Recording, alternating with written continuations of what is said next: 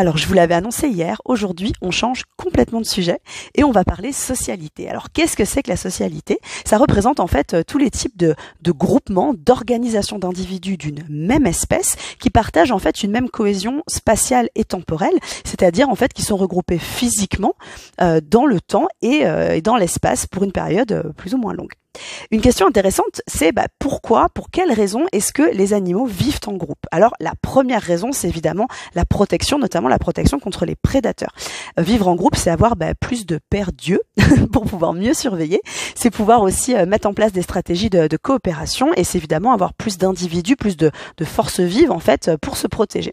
Le deuxième avantage de la vie en groupe, c'est l'accès aux ressources. Là encore, plus on est nombreux, plus on peut profiter de l'expérience des autres, mettre en commun les efforts de recherche alimentaire, et ça c'est valable autant pour les carnivores que pour les herbivores, et puis ça permet de partager le lieu d'alimentation, mais aussi la ressource alimentaire en tant que telle.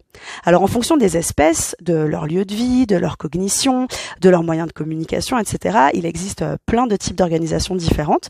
Alors pour en citer quelques-uns aujourd'hui, vous avez le socialité, donc ça c'est vraiment la structure sociale qu'on va retrouver chez les insectes sociaux comme les abeilles ou les termites, mais aussi chez deux espèces de rat taupe. Je vous conseille d'aller voir ce que c'est qu'un rat taupe si vous n'en avez jamais vu, où une seule femelle en fait est en charge de la reproduction et où les autres individus du groupe sont divisés en castes.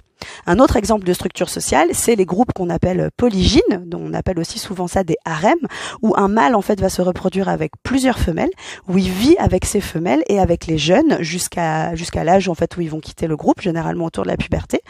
Et ça, c'est un type d'organisation qu'on va retrouver chez le gorille ou chez le cheval.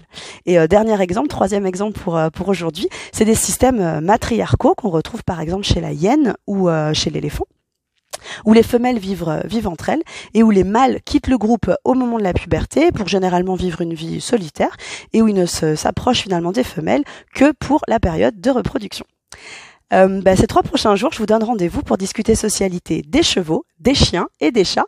En attendant, je vous laisse me laisser des commentaires, j'attends vos remarques et je vous dis à demain.